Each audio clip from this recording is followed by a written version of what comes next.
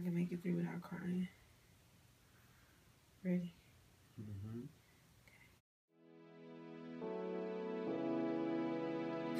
Hey everybody. Hey guys. So we're back here on our channel, His, Hers, Ours. Thank you guys for messaging us, writing on our videos, and asking for updates. That's what we're here for. So basically we're going to update you guys on our story, our journey to baby. Okay, so you guys know that we announced our pregnancy back a few months now, and we're very excited and overjoyed that this miracle had happened to us, being that I was diagnosed with PCOS. And we specifically started this channel as a documentation of our faith journey to baby, to get pregnant. And we found out on March 27th, I believe it was, that we were pregnant, and we didn't waste time in announcing it. So we let everybody know. Literally, we had been doing our journey, vlogging for a year, and on a date of the year mark, we actually uploaded that video and shared our moment with you guys, and it was life-changing. So yes. So a lot of you guys have been asking what's going on, you know, where's the updates? Well, it's very sad news, and we hate to even have to sit down and make this video, but on May 28th, 2015, we miscarried and lost our son. We named him Lemire David Lewis, and it was a very traumatic and hard experience for the both of us. I'll let my husband kind of talk about it first, and then I'll talk. So he's affectionately known as 3 Lou. Maybe that loved him gave him that nickname, and so because 1 + 2 then 3. So we were just excited about the little one that was coming along, and we didn't know what sex it was. We hadn't got to that place, and coming into that third trimester, or that 3rd month, excuse me, we were going to find out.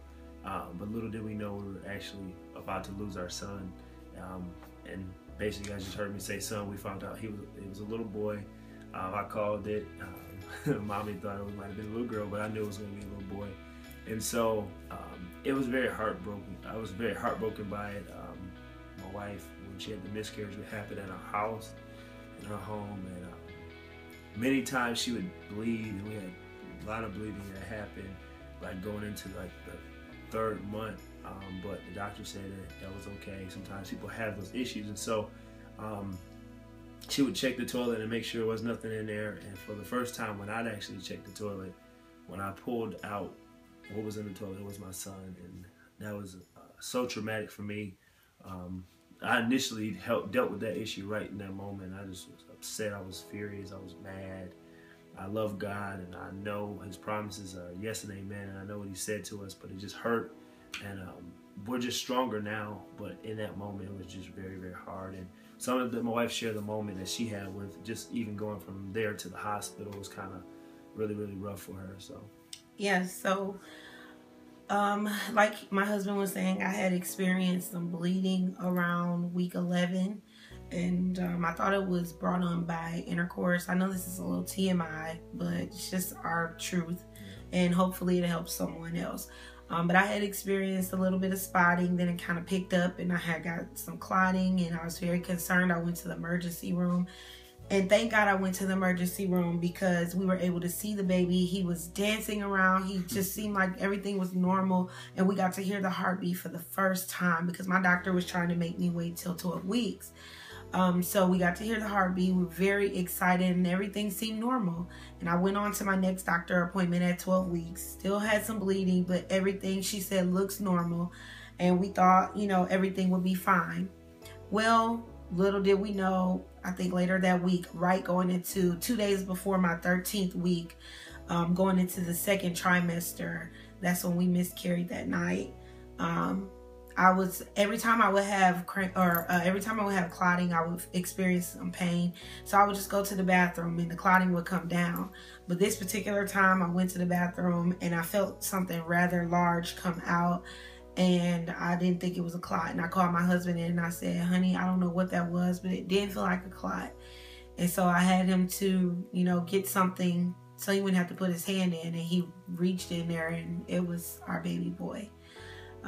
My husband broke down very bad then, and it was very interesting because I was actually the strong one in that moment. But then I went through extreme labor with delivering the placenta, and I was in a whole lot of pain. My mom was on the phone.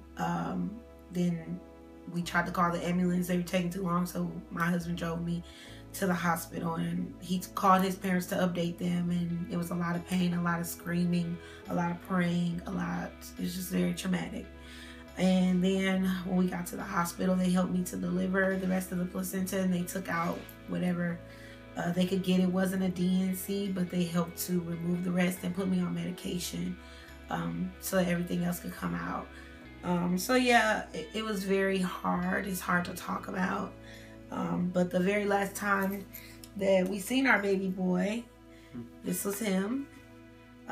He was growing. He was going into his 13th week, going into his second trimester. He was growing rather fast. He was active, jumping around. My belly was starting to pop a little bit, and I was very excited. We were very excited, and it's very devastating. Right now, all we have are ultrasound pictures, memories of videos, different pictures that we've taken. My family buying me little charms and things. My sister brought me a necklace that says Lemire with his birthstone from May, which his actual due date, which we never did get to announce, was December 5th, 2015. But he was born in May, so here's a May charm, and his name Lemire. And it says, I will hold you in my heart until I can hold you in heaven. And so that was really sweet. And I wear these things probably every day. And so we just have little memories now to cherish him by. Days get very hard. It really does. It gets hard, but it gets easy some days as well, because we hold on to hope and we hold on to faith. And we're going to continue on this journey. Now it's journey to baby number 2. So I wear these little 3 parts in the back of my head that I do by myself to honor 3 Lou, my little man. He was so cool. Even when he went on, he had his legs crossed and his hand behind his head, and just even in those moments that I get frustrated or I get sad, I just think about how peaceful he was going out. My parents sent me this card, and it says, "For a talented son." So I do music, I do Christian rap and media, all type of stuff. So I thought when they sent this, I'm like, oh, they're just trying to be nice and say you're a talented son. But I didn't know they were sending me a Father's Day card. And sometimes when you lose a child, a lot of times people forget about the husband or the man that had a child, and they don't really help them to console them when they're going through. And so they sent me this nice card. So it's some really nice stuff in here. My mom and dad, my mom wrote a lot of stuff in here. They gave me gift cards and everything that I asked for. Just asked my parents to I said, all I want, Dad, is a basketball. So he sent me a gift card. I got basketball just so I can just clear my head sometimes when I wanted to have some free time. And those things have helped us. Maybe a small card, small token, gift cards. We've had friends cook food for us, giving us gift cards, monetary gifts as well that has helped us. And we certainly thank you for all your gestures and love and comments on YouTube and everything else, guys. We certainly thank you. So we're going to try again. That's all we can do, right? So we're back into trying. This time around, I'm going to a specialist, because before I went to just a regular OBG, and I feel like she didn't have all the knowledge that was needed or could even inform me on different things as far as being pregnant and having PCOS. Even though I don't claim it, I just feel like there could have been more, instructions and better things that could have been done to prevent from the miscarriage. Yeah.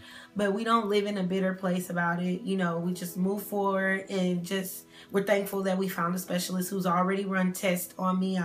And I'm waiting on my test results to come back to make sure everything with the first pregnancy, that everything was okay with me, that I can carry to term. And this time around, this doctor's going to help me get pregnant and stay pregnant all the way to term. So we're excited about that. And like my husband was saying, we want to say thank you to all of our friends, all of our family, and all of you guys out here on YouTube for supporting us, for praying for us, dropping off food, cards, doing memorial services. We had awesome memorial services done by our friends. Yeah. Everything that you guys have done for us to help us to remember our son, whom we will never forget. I know one thing that me and my husband have said is that we want to make sure we make sure he's remembered throughout all of our children as our firstborn. So we love Lemire David Lewis. Yeah, we love him, and we can't wait to see him in heaven one day. I know he's gonna run up to us and say, "Mommy, Daddy," and I can't wait to see his face. So, but yeah, that's it. You guys are welcome to follow along with us again for Journey to Baby number 2. We're back on this journey again in faith, and we thank you guys for your support and your love, and we hope you guys will continue to pray for us as we go on this journey again. So we thank you guys, and we just want to leave you with a scripture that we stand on. Romans 4:21, it says, being fully persuaded that God had power to do what he had promised. And so we're just standing on that word, that what he has promised us, we're fully persuaded that he will perform it. And so everything that God has said over us, we receive it, no matter what the outcome may be. So you may be going through something out there that may not have come to pass or to fullness, but still believe God can do it, and he's faithful with his promises. We love you guys, and thank you so much for following this channel. Bye. Bye, guys.